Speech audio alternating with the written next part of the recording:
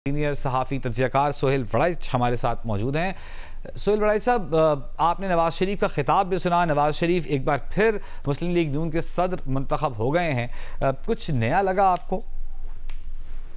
नहीं, देखिए, एक तो पहली बात यह है कि मुस्लिम लीग नून का वोटर जो है उसका लीडर जो है मियां नवाज शरीफ ही है, तो ये उनका सदर मुंतखब होना डेफिनेटली पॉलिटिकल एतबार से भी और उनके वोटर के एतबार से भी मेरा ख्याल है जरूरी था। लेकिन दूसरी बात यह है कि क्या वो सदर बनने के बाद मुस्लिम लीग नून में एक नई जान डाल सकेंगे? वो एक बहुत बड़ा सवाल है। जाहिर है उनकी एक उम्र भी है और जब तक वो दौरे नहीं करेंगे, जब तक लोगों से नहीं मिलेंगे, एक अपना नया बयानिया तश्कील नहीं देंगे, जो हुकूमत में होते हुए बड़ा मुश्किल होता है, तो ये उनके लिए बड़े चैलेंजेस हैं।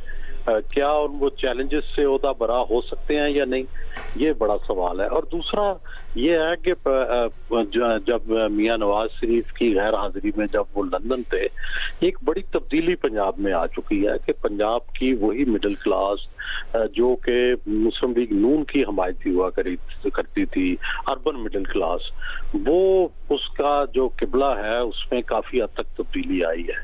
सिर्फ जो इस वक्त मेजर जो एक क्लास के तौर पर नवाज शरीफ के साथ खड़े हैं तो वो ट्रेडर हैं और इंडस्ट्रियलिस्ट हैं, वो अभी भी उनकी मेजॉरिटी नवाज शरीफ के साथ है। लेकिन बाकी जो अर्बन मिडिल क्लास है उसने अपनी सियासत बदल ली हुई है। और जो ज्यादा इस दफा आप देखें कि रूरल कॉन्स्टिट्यूएंसी से नून जो है वो जीती है, तो इसलिए मियां नवाज शरीफ का तो असल वोट अर्बन हुआ करता था।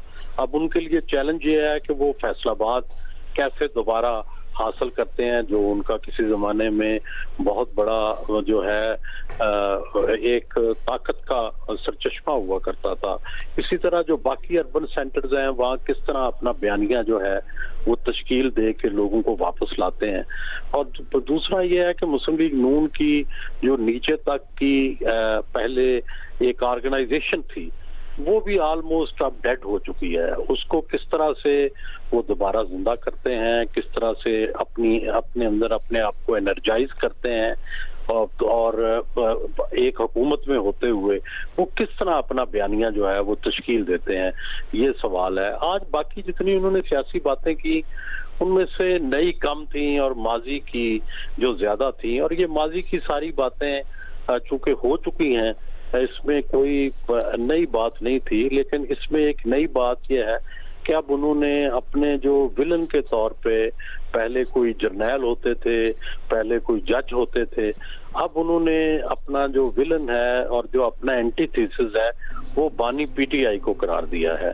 तो ये उन्होंने एक नया बयानिया भी तश्कील दिया है और अपनी शायद नई स्ट्रेटजी भी यही तश्कील दी है कि जो बाकी तबकात थे, जज और जो जर्नैल जो माजी में उन्हें नुकसान पहुंचाते रहे और उनके बयानी का मरकजी नुक्ता होते थे, उसकी बजाय आज मरकजी नुक्ता जो है वो इमरान खान या बानी पीटीआई है।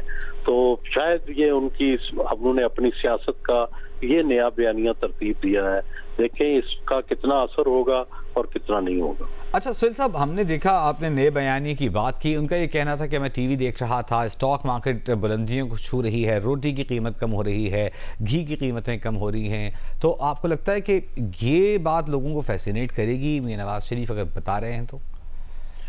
देखिए, डेफिनेटली ये तो होता है कि आपकी जो मईशत है वो सियासत को मुतासर करती है और बाज़ औक़ात सियासत भी मईशत को मुतासर करती है।